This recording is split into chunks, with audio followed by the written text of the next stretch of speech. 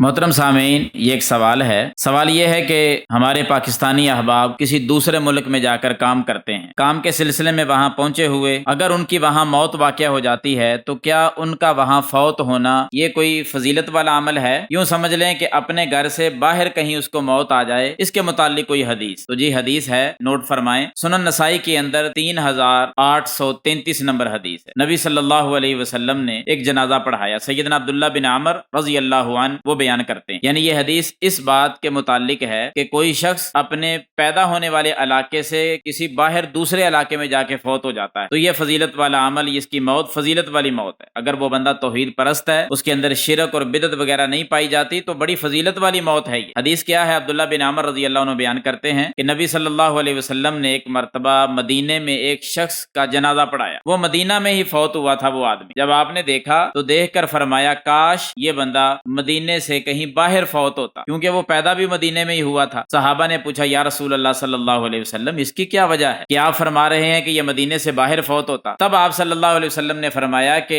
جو شخص جس علاقے میں وہ پیدا ہوا اور اس کی جب موت کا وقت آیا تو وہ اس علاقے میں نہیں تھا، وہ کہیں دور کے علاقے میں نکلا ہوا تھا، کسی اور شہر میں، کسی دوسرے ملک میں، دوسری کنٹری میں، کہیں اور تھا۔ تو جہاں بھی وہ جا کر فوت ہوگا، جہاں فوت ہوا وہاں سے لے کر جہاں وہ پیدا ہوا تھا وہاں تک جتنا فاصلہ بنتا ہے نا، اللہ تعالیٰ پیمائش کر کے اتنی جگہ جنت میں اس کے نام لگا دیتے ہیں۔ جائے پیدائش سے لے کر جائے وفات تک جتنا فاصلہ، جتنی جگہ ہے، اتنی جگہ اس کو جنت میں مل جاتی ہے۔ تو یہ حدیث ہے ان لوگوں کے بارے میں جو دوسرے ملک میں گئے اور وہاں فوت ہو گئے، دوسرے شہر اور دوسرے ضلع میں تھے وہاں فوت ہو گئے، تو اللہ تعالیٰ نے ان کی اس موت پر بھی فضیلت عطا فرمائی ہے کہ ان کو اتنی جگہ پیمائش کر کے جنت میں عطا کی جائے گی۔ اللہ تعالیٰ ہر کسی کی حفاظت فرمائے، اور جو ہمارے بھائی، جو ہمارے بزرگ، جو ہماری مائیں بہنیں دوسری کنٹری میں وفات پا جاتی ہیں، اللہ تعالیٰ ان تمام کو اس حدیث کا مصداق بنا دے۔ آمین ثم آمین، وما توفیقی الا باللہ۔